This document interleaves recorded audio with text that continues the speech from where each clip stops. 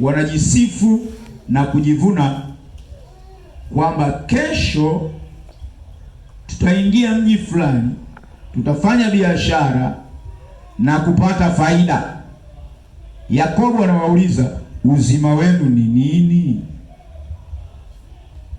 Uzima wako ni nini? Mara nyingi binadamu huwa tunayaona maisha kwa mtazamo wa kibinadamu, lakini Mungu anataka tuyaone maisha katika mtazamo wake. Maisha yako ni nini? Kwani nini maana ya maisha?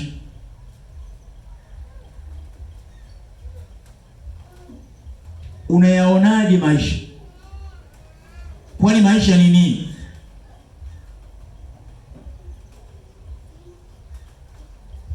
Ndio swali tunaloulizwa.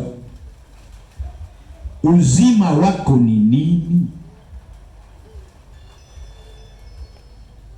Tumewahi kusikia kauli mbalimbali za watu akwambia, usifuatilie maisha yangu, mimi kila mtu ana maisha yake.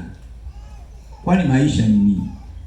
Na bahati mbaya hata wanaosema tumeokoka nao wana kauli hizo. Chana na maisha yangu bwana, ngoja nafuatilia sana maisha yako.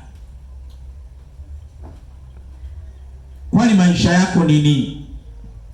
Je, bado unayo maisha?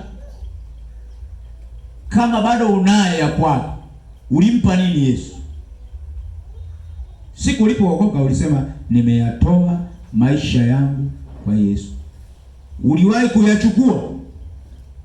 Sasa asubuhi ya leo nataka tuyaone maisha ya muamini katika mtazamo wa Mungu. Yakobo anauliza, uzima wako ni nini? Jinsi unavyoyaona maisha yako huumba maisha yako. Yaani mtazamo ulio nao juu ya maisha yako huwa yanaumba maisha yako.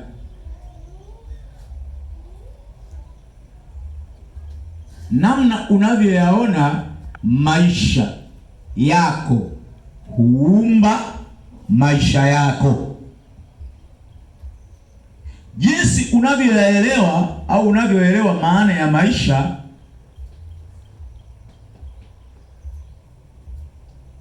inaamua hatima yako.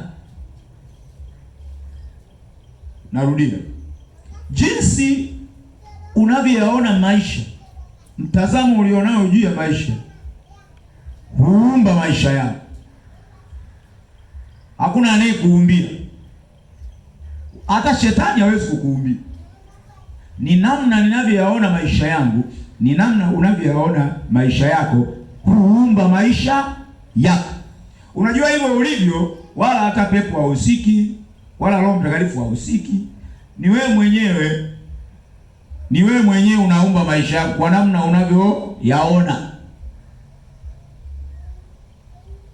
Ukiyaona kwa mtazamo wa leo tutakapojifunza, basi ujue maisha yako, hicho unachokiona kitaamua hatima. Kila mwanadamu ana hatima. Hatima.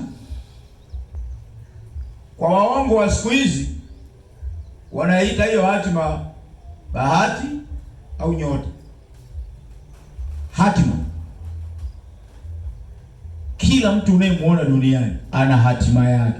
Kwa hiyo hatima ya mtu hailetwi na mtu mwingine wa nje, inaletwa na namna anavyoyaona maisha yake, lakini pia jinsi anavyoelewa maana ya maisha.